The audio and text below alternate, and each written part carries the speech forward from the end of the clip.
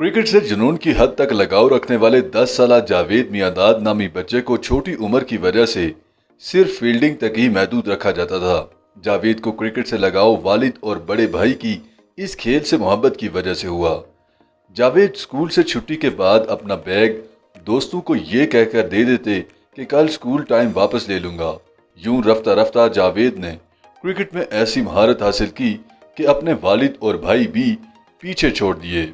ये नवंबर 1974 की बात है, जब सिंध और पंजाब की अंडर 19 टीमें लाहौर के कज़ाफी स्टेडियम में कौमी अंडर 19 क्रिकेट चैंपियनशिप का फाइनल खेल रही थी।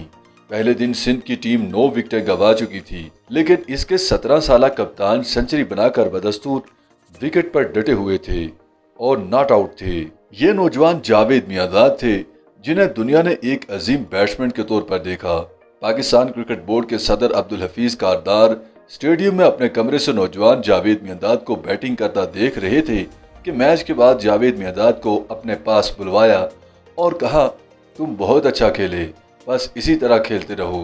कारदार ने इस तारीफ को सिर्फ वही तक महदूद नहीं रहने दिया, बल्कि अगले दिन के अखबारात में जावेद मियांदाद को दहाई की दरियाफ्त करार दे दिया।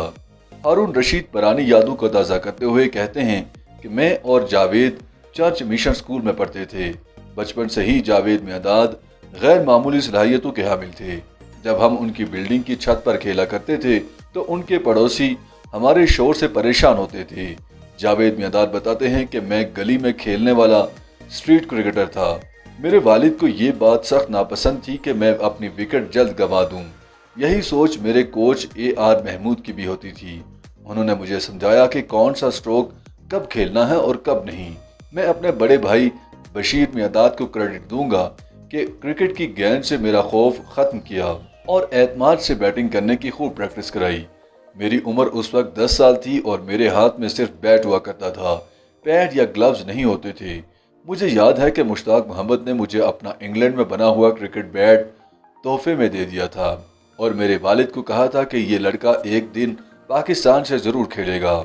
इंडिया के साबिक टेस्ट क्रिकेटर सुनील गावस्कर को जब भी मौका मिलता है वो जावेद के दिलचस्प वाक़यात मुख्तलिफ टीवी शोज और निजी महफिलों में उन्हीं की आवाज़ में सुनाकर हाजरीन को महसूस करते रहते हैं, जिनमें इंडियन स्पिनर दिलीप दोशी के साथ मियांदाद की जुमलाबाजी काबिल जिक्र है। सुनील गावस्कर ने अपनी किताब आइडल्स में जावेद मियांदाद के बारे में लिखा है कि उन्होंने पहली बार नौजवान जावेद मियांदाद को 1975 के आलमी कप के दौरान लंदन के होटल की लॉबी में देखा था, जब अंग्रेजी पर उबूर न होने की वजह से उन्हें चाइनीज रेस्टोरेंट तक जाने में दुश्वारी हो रही थी। गावस्कर कहते हैं कि इंडियन टीम ने 1979 के दौरे भारत में जहीर अब्बास को काबू करने के लिए हिकमत अमली तैयार कर रखी थी, लेकिन जावेद मियांदाद के लिए इस तरह की हिकमत अमली वज़ा करना मुश्किल था क्योंकि वो बहुत वर्सटाइल क्रिकेटर थे। जावेद मियांदाद कहते हैं कि बैटिंग हो या फील्डिंग, मैं चुप नहीं रहता था और बोलता रहता था। ऑस्ट्रेलियाई टीम यहाँ आई हुई थी।